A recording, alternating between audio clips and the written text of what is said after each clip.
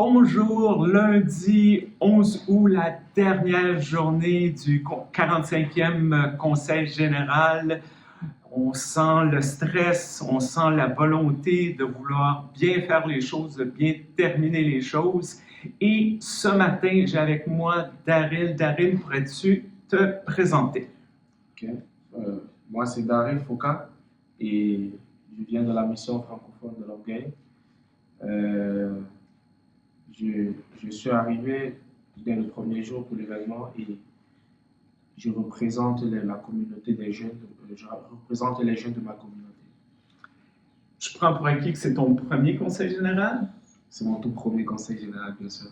Alors, comment tu as trouvé ça? C'est quoi ton expérience de ces, jusqu'à maintenant, 4 jours? Puis le forum jeunesse a commencé un peu avant, mais comment, c'est quoi ton expérience?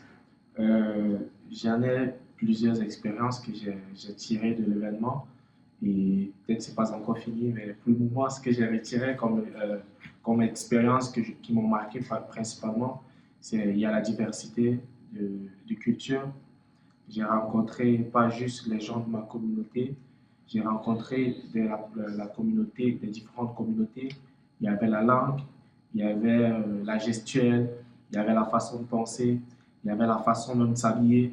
Il y avait beaucoup de choses qui m'ont marqué, quelque chose que je ne voyais pas avant. Et ce qui m'a encore le plus marqué dans, la- dans ce conseil général, bien sûr, c'est la communication avec des jeunes comme moi. Cela m'inspire et ça me permet de comprendre que je ne suis pas le seul à penser, à avoir une vision. Je ne suis pas le seul à vouloir faire changer les choses et qu'il y en a beaucoup de jeunes comme moi qui ont ce besoin de le faire.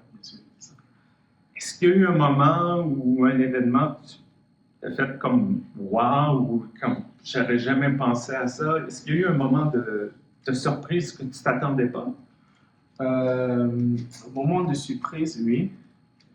Euh, lors de mon discours, lors de mon discours que j'ai écrit, ce jour, je l'ai fait, j'ai écrit le discours à la veille, dans la nuit, jusqu'à 3 heures, parce que je devais le présenter le matin. Mais pourquoi j'ai pris tout le temps pour l'écrire et je l'ai fait en soirée, c'est parce que c'est ici que je me suis rendu compte de l'importance de m'exprimer, d'exprimer ce que les gens n'ont pas pu le faire. Et lorsque je l'ai fait, j'avais un sentiment, un tout petit peu un sentiment de culpabilité, de me dire, ah non, pourquoi devrais-je parler des problèmes, pourquoi ne devions-nous pas juste sourire dans cet événement, pourquoi rendre les gens tristes. Mais après, j'ai compris que c'était ce qu'il fallait toucher, il fallait dire la vérité, il faut dire la vérité, il faut dire ce qu'on vit. Et c'est ce qui m'a le plus marqué, c'est que lorsque j'ai fini mon discours, il y a des gens qui sont venus vers moi. Et il y a des gens qui m'ont demandé des câlins, quelque chose que j'avais pas l'habitude de faire et que j'ai vraiment apprécié aussi. Et il y avait ce sentiment de, lorsque les gens me parlaient, malgré que ils venaient vers moi en anglais, mais il y a des gens qui prenaient le temps de traduire par téléphone, qui venaient avec une personne qui parlait en français pour venir me dire, vas-y, ce que tu as fait, tu as dit ce que tu pensais, tu as touché le cœur des gens, tu as vraiment marqué les gens à travers ce que tu as dit. C'est là que je me suis rendu compte de, de de ce que j'ai exprimé. Et ce qui m'a encore le plus marqué, c'est lorsque j'ai entendu aussi la vision d'autres personnes lors du conseil général. Et je suis aussi allé vers eux. On a parlé des jeunes, ils m'ont parlé de leur vision, ils m'ont parlé de ce qu'ils veulent dans leur église. J'ai dit les miens. Pas uniquement dans l'église, bien sûr, mais dans la vie en général, parce que je comprends que l'église unie du Canada n'est pas juste focus dans l'église, mais qui rassemble les jeunes. Toutes les jeunes, peu importe qui tu es, d'où tu viens. C'est ce qui m'intéresse aussi le plus et c'est ce qui m'a le plus marqué de l'église du Canada et de cet événement du Conseil général. Quand tu parles de ton discours, c'est lorsque le Forum jeunesse s'est adressé au Conseil général je dirais qu'il l'a mis au défi d'être sérieux avec la jeunesse.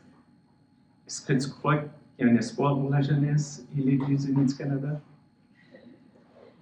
Oui, je crois fermement qu'il y a vraiment un espoir pour la jeunesse.